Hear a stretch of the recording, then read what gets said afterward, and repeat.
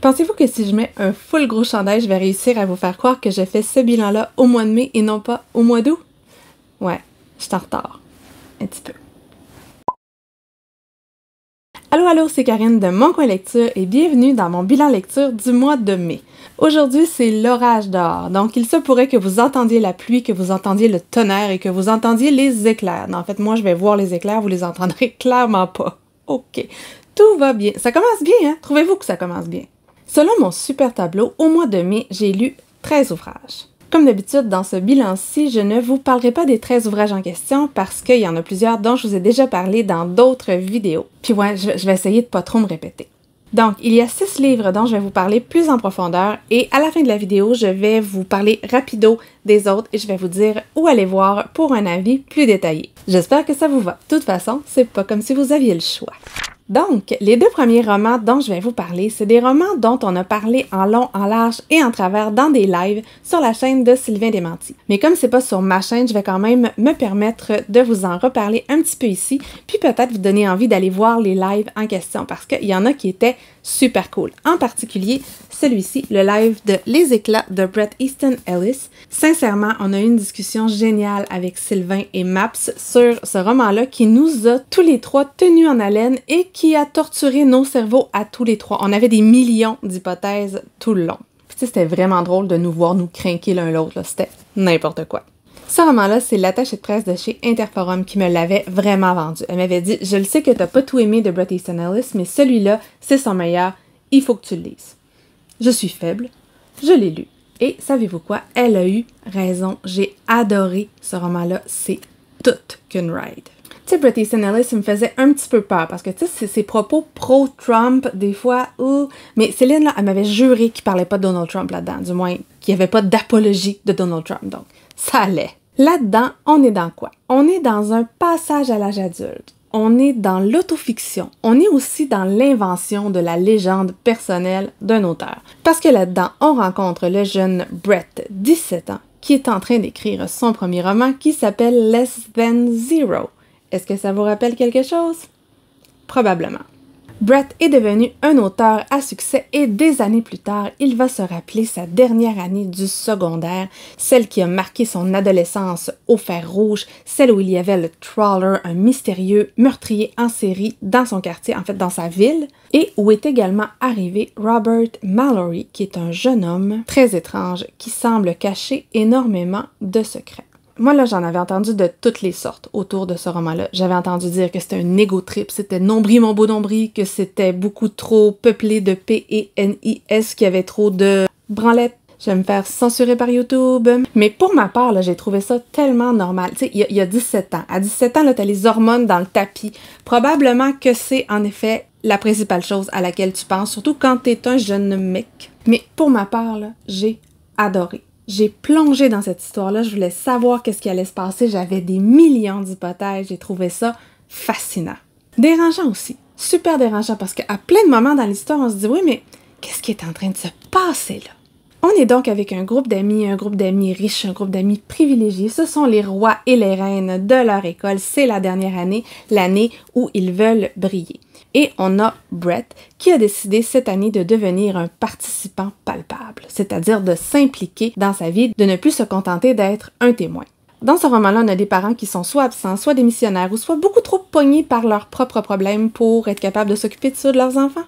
Ici, on a 4 amis, on a Bret et sa petite amie, on a le Golden Couple, Tom et Suzanne. C'est fête par-dessus fête, ils sont les rois, ils se droguent joyeusement, tout est permis, ça s'envoie en l'air d'un côté comme de l'autre. Bret, lui, oui, est avec Debbie, sa meilleure amie c'est Suzanne, mais s'envoie aussi un de ses copains de classe, puis fantasme sur un autre, tout est normal. Et moi, j'ai beaucoup aimé cette relation entre le petit groupe, de voir qu'est-ce qui se passait quand il était par deux, qu'est-ce qui se passait quand il était tout le monde ensemble, sauf qu'on a juste la voix de Bret qui n'est clairement pas un narrateur qui est fiable. Vous savez comme j'aime les narrateurs qui sont pas fiables. Là-dedans, là, on peut pas se fier à lui. Clairement pas. Et nous, on a poussé vraiment loin le truc à se demander jusqu'où on peut se fier à lui. Là-dedans, on est dans les années 80, l'atmosphère des années 80, c'est exactement ça. On est un peu dans l'univers d'Hollywood, il se passe des choses là-dedans qui sont considérées comme normales à cette époque-là, mais qui le sont tellement pas. Brett, il cherche sa voie. De certains côtés, il voudrait participer, de l'autre côté, il voudrait être en retrait parce qu'il voudrait se détacher de tout ça. Et il se définit comme un auteur qui réinvente sa vie. Alors, jusqu'où tout ça est vrai? Puis l'aspect thriller, là, il apparaît très, très graduellement dans le roman parce que quand Robert Mallory arrive, les gens vont l'accepter, mais Brett, lui, va être obsédé par ce jeune-là. Il est persuadé que c'est lui qui tue tout le monde, puis personne ne le croit. Puis tout ce qu'il voit, c'est pas si fou que ça, là, mais on dirait qu'il n'y a rien qui passe. On est entre délire paranoïaque et suspicion. Moi, j'ai complètement embarqué dans tout ça, puis j'ai même poussé les suspicions beaucoup, beaucoup plus loin.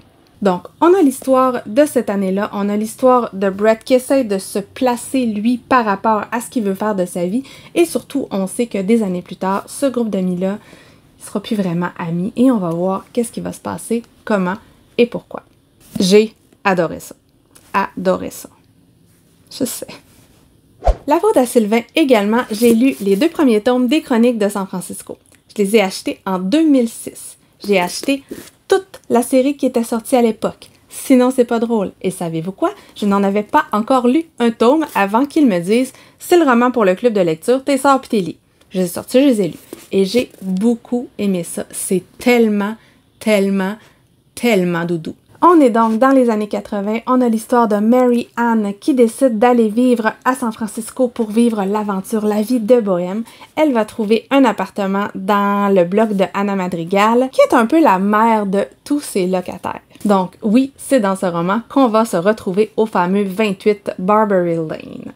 Si un jour je vais à San Francisco, là, je veux voir cette maison-là. Dans chacun des 2 tomes, il y a toujours une petite intrigue, des fois un petit mystère à résoudre. Il y a énormément d'humour, c'est pas toujours très plausible, mais vous savez, c'est le genre de roman où on s'en fiche un peu. Donc, Mary Ann veut faire sa place, c'est une société bohème, c'est tellement loin de ce que moi je voudrais comme adulte, mais ado, j'aurais tellement trippé dans ce petit univers-là, là. C'est fou. Tu sais, le lire, c'est comme s'asseoir devant une sitcom, mais une super bonne sitcom. On apprend à connaître les personnages petit à petit et surtout, on s'imprègne de l'atmosphère des années 80 à San Francisco. Certes, c'était très, très ouvert, on est dans un monde très queer dans tout ça, mais c'est le langage de l'époque, c'est les façons de penser de l'époque et ça peut être confrontant pour le lecteur d'aujourd'hui. Moi, j'adore les personnages. Madame Madrigal, là, je l'adore. Ensuite, Michael Tulliver, qui est une icône gay, sa meilleure amie qui a peur d'être une fille A, et là je reprends le terme du livre. Au départ, c'est des petites histoires, des petites scènes, on se demande comment c'est relié, puis ça peut prendre un petit peu de temps à vraiment comprendre. Mais à la fin, on voit que, oui, il y a un lien entre tout ça. On a des vrais méchants, plusieurs ont des secrets, ça parle de découverte de soi, ça parle d'ouverture à l'autre, ça parle d'amour, d'amitié, bref, tout ce que j'aime, je vais clairement lire la suite. Puis tu sais, ça a été écrit dans les années 70, mais on est clairement dans une found family ici, là, clairement. Les 2 premiers tomes se lisent vraiment ensemble, je dirais. Je dirais que quand on embarque dans le premier, il faut lire le deuxième. Le deuxième, on sait plus où est-ce qu'on est, là. On est plus imprégné dans l'histoire. Moi, j'ai aimé ça dès le début, mais il y en a plusieurs dans notre live qui ont préféré le deuxième parce que là, ils comprenaient les liens entre les différentes histoires, entre les différents personnages. Je vous invite d'ailleurs à aller voir le live en question. Le prochain roman dont je vais vous parler, là, j'ai aucune idée où je l'ai foutu. Je viens de fouiller toute ma bibliothèque, c'est chez Point. Normalement, il devrait être avec mes autres romans des éditions Point. Il est pas là, j'ai dû vouloir le garder pour le prendre en photo. C'est compliqué dans ma tête des fois, mais je l'ai pas. Bref, je l'ai quand même lu en papier. Il s'agit donc de José Saramago, c'est un auteur que je voulais découvrir depuis des années. J'osais pas, par exemple, parce que ses thèmes, on dirait que j'ai peur qu'il me dérange. C'est bizarre, hein? Mais quand je l'ai ouvert, j'ai réalisé que c'était pas un roman qui était facile d'accès. Il faut vraiment avoir toute sa tête quand on décide de lire ça parce qu'il y a beaucoup de réflexions, il se passe pas tant de choses que ça. Le personnage, là, il va clairement pas bien, puis c'est pas confortable être dans sa tête. Au niveau de la mise en page également, c'est écrit quand même assez petit, il n'y a pas beaucoup de paragraphes, les dialogues sont dans le texte avec des virgules, tu sais, c'est pas simple. Donc si vous aimez vraiment pas ce type de structure-là, c'est peut-être pas pour vous. Mais vous allez voir comment le thème est intriguant. On est donc avec un professeur d'histoire. Il va pas bien, il file un mauvais coton, c'est comme où vis-je, où vais-je. Il est embarqué avec une femme à laquelle il ne tient pas vraiment, mais ça ne dérange pas non plus. En fait, il n'a pas envie de s'impliquer. Sa vie, là, elle va être bouleversée quand il va écouter un film et dans ce film-là, il va voir son double parfait. Vous pouvez vous imaginer qu'on va partir dans l'obsession et que sa vision de lui-même va être bouleversée. Pour apprécier le roman, il faut accepter d'entrer dans cette spirale-là, d'être dans la tête d'un homme complètement désabusé, un homme qui semble détaché de tout, un homme qui prend les mauvaises décisions, et surtout un homme qui se tait. Pourquoi il explique pas ce qui se passe? D'avance, il sait pas comment entrer en relation avec les gens, et quand il va perdre pied, croyez-moi, ça ne va pas s'arranger. C'est comme, mais pourquoi il fait ça? Mais il va pas bien, c'est normal. La façon dont le récit est raconté, c'est-à-dire qu'il y a très peu de pauses, tout ça c'est d'un souffle, ça contribue à l'atmosphère pesante, à l'angoisse qu'on a quand on lit le roman. Par contre, je vais quand même avouer que les discussions entre notre personnage principal et son sens commun sont hilarantes. Moi, ça me rappelait du vécu, genre mon vécu. C'est super drôle. On dirait que des fois, il s'adresse directement à nous, le lecteur. Là. Ça, c'est bien fait. J'ai aimé cette partie-là. En fait, j'ai aimé ce roman-là. J'ai trouvé ça très intéressant. J'ai trouvé que ça faisait réfléchir, ça remet des choses en perspective. C'est vraiment un roman noir psychologique. On est dans la tête de cet homme-là qui perd pied tout d'un coup. Qui il est? Est-ce qu'il est le vrai? Est-ce qu'il est un clone? On est presque dans un courant de conscience où on va vraiment explorer le concept de soi. C'est super intéressant, là, mais je vous avoue que des fois, il faut s'accrocher. Pour ma part, j'ai beaucoup aimé la fin. C'est un auteur que je vais relire, mais je vais choisir un moment où j'ai toutes mes capacités cognitives et où j'ai vraiment le goût de partir dans un truc hyper particulier. Donc ouais, j'ai aimé ça. Je pense que j'ai mis un 4. Là. J'ai vraiment aimé ça. Mais ça m'a demandé de l'énergie, par exemple. Autre roman dont je ne vous ai pas parlé, il s'agit de Civilisation de Laurent Binet. Vous savez que Laurent Binet, c'est un auteur que j'aime énormément. J'ai adoré La 7e fonction du langage. Ouais, j'en parle tout le temps, je sais. Il y avait HHHH qui était excellent aussi. Donc, quand il écrit quelque chose, je suis toujours curieuse de voir comment il va traiter du sujet qu'il choisit. Et ici, c'est tout qu'un sujet parce qu'il s'en va là où on l'attend pas. Il nous amène dans une uchronie. Imaginez que les Vikings ne sont pas repartis quand ils ont découvert l'Amérique. Genre, il en est resté quelques-uns. Donc, imaginez quand Christophe Colomb va arriver un petit peu plus tard. La face de l'histoire va s'en trouver changée. Genre Extreme Makeover version Renaissance. C'est donc un fort étrange roman que j'ai bien aimé. En fait, c'était inégal. Certaines des parties sont hyper intéressantes. La dernière partie est selon moi complètement dispensable. J'ai pas du tout compris pourquoi elle était là. Mais ce qui est particulier, c'est que chacune des 4 parties, je vous ai dit qu'il y avait 4 parties? Ouais, il y a 4 parties, ont un style super différent et nous transportent dans un univers tout aussi différent. Et chacun de ces univers-là est réussi. À part le dernier peut-être. C'est bien documenté, c'est complètement déjanté et à chaque fois, il prend exemple sur certaines littératures, sur certaines écritures de l'époque. Dans la première partie, il copie le style des sagas vikings. La deuxième partie, c'est un pastiche des journaux de Christophe Colomb. Je pense même qu'il y a des bouts du journal de Christophe Colomb. Il me semble en avoir reconnu quelques-uns. Tu sais, c'est plein de bondieuseries, là, c'est super drôle. En fait, moi, je trouvais ça drôle. La plus longue partie, c'est la 3e. On est dans une Europe complètement uchronique qui rappelle beaucoup les récits de la Renaissance, sauf que, on s'entend là, la Renaissance, elle est pas pareille à ce qu'on a connu. L'Europe va voir arriver certaines personnes. Et c'est tout ce que j'en dirai pour ne pas vous spoiler. C'est tellement chouette d'avoir un regard externe sur l'Europe quand il parle du dieu cloué. Là, ils comprennent rien. Pourquoi il vénère ce mec-là? C'est super drôle. J'ai aimé les jeux d'alliance, j'ai aimé revisiter les guerres de religion, l'arrivée des feuilles qui parlent, l'arrivée de Luther. Et on va s'avouer qu'on va rencontrer des royaumes à bout de souffle qui n'en demandaient pas tant. La fameuse 4e partie, c'est un peu un pastiche de Don Quichotte, puis moi, je vous le dis, j'ai pas compris le rapport. Bref, il y a certains aspects qui sont carrément jouissifs. Moi, par contre, je me suis pas attachée au personnage. J'ai lu ce roman-là en étant distanciée émotionnellement. En fait, j'étais comme trop intéressée par le jeu de forme, le jeu littéraire pour vraiment me soucier des personnages en particulier. Donc, ouais. Mais quand même, La princesse cubaine, elle m'a plu, puis le clash des cultures, c'était ma foi fort drôle. C'est un auteur que je vais clairement relire. Mon préféré reste La 7e fonction du langage. Mais tout de même, si vous êtes curieux, si vous aimez ce genre d'histoire-là, pourquoi pas? C'est donc tout pour les critiques en long et en large des différents romans. Pour les autres titres que j'ai lus, je vais vous renvoyer aux vidéos dans lesquelles je vous en ai parlé. En mai, c'était le mois de la fantaisie, alors j'ai lu quand même plusieurs ouvrages qui pouvaient peut-être un peu entrer dans ce thème. Dans ma vidéo, je vous parle de Once Upon a River de Diane Satterfield, qui est traduit en français par Il était une rivière. On est sur le bord de la Tamise au 19e siècle. On a un pub, le Swan, qui est caractérisé par le fait que sa spécialité, ce soit les contes et les histoires. Il y a un jour d'orage, arrive une petite fille. Tout le monde croit qu'elle est morte, mais finalement, elle ressuscite. Mais qui est-elle? C'est gothique, c'est chouette, j'avais beaucoup aimé, je vous en parle ailleurs. J'ai également lu Emily Wilde's Encyclopedia of Fairies, qui est du quasi fantasy. On a une héroïne qui semble un peu atypique neurologiquement. Il est là, je pense. Il est là.